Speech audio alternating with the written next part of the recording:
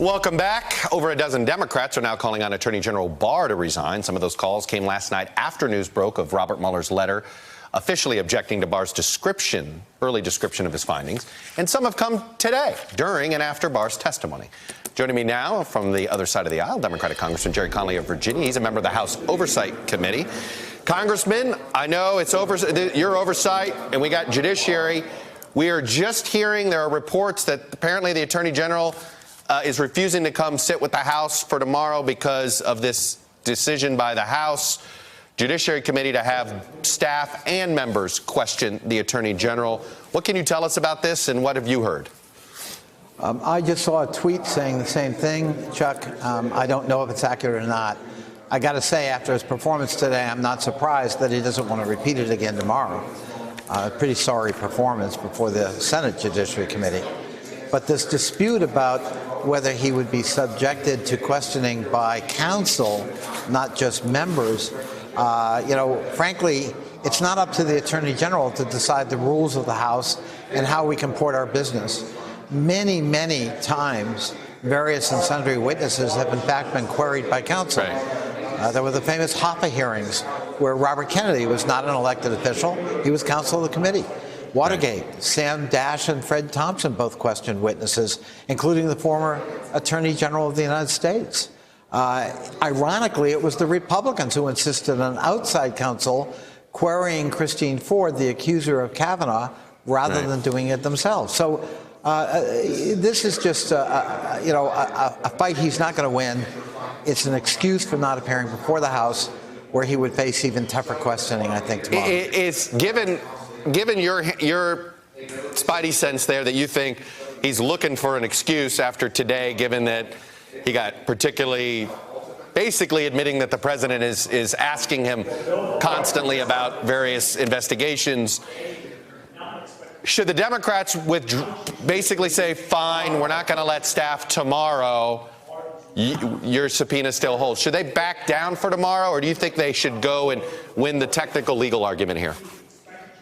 At this point, given the context, Chuck, which is that the president has directed none of his staff to cooperate with House subpoenas across the board, whether it's about the Mueller affair or not, I don't think we can back down. I think he's going to have to agree to the rules of the House and to the procedures of the Judiciary Committee. What should Democrats do here? There's both I feel as if you've got legal obligations you have to think about, perhaps what history will say about constitutional norms, and then you've got political reality. Where do you go from here? Do you force an impeachment discussion? Do you force a censuring hearing? Do you try to start arresting people that don't show up? What is the best avenue here? I think we're on safest grounds in proceeding with the investigations that are underway and enforcing the right of the legislative branch of government to enforce its own subpoenas, whatever that means in terms of enforcement mechanisms, some of which could mean criminal penalties and incarceration.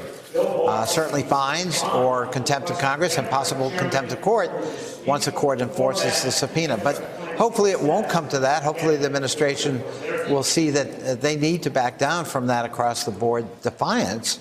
But if they don't, this is a test of our constitutional framework.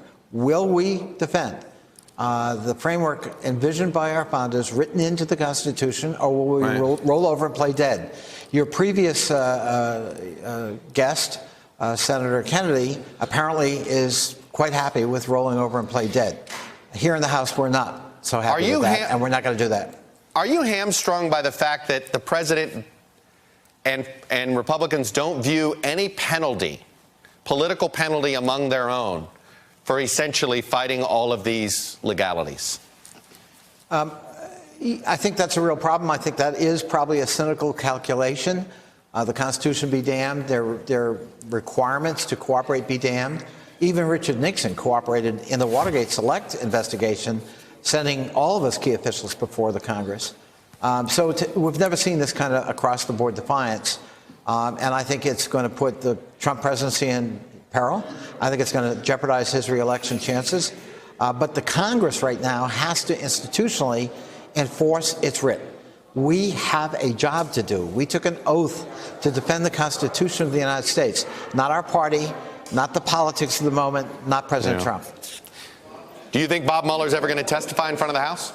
I do. I think after today, that's now inevitable because we have Bob Barr characterizing Mueller's letter, which everyone can read. We have Bob Barr clearly, egregiously distorting what was in fact in the Mueller report. We have Mueller saying virtually that, complaining about it. We have Barr splitting hairs so he didn't quite perjure himself, presumably, to evade the underlying facts here that Mueller's report is much more damaging and devastating to Trump personally and legally than heretofore admitted by Barr. So, yeah, to settle that dispute alone, we got to hear from Mueller.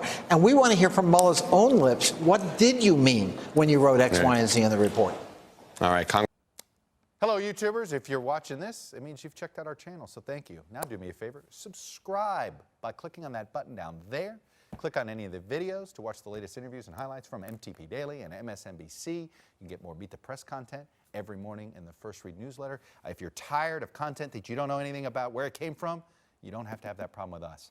NBC News, MSNBC, MTP, and the Meet the Press mindset right here for you on YouTube. Subscribe now.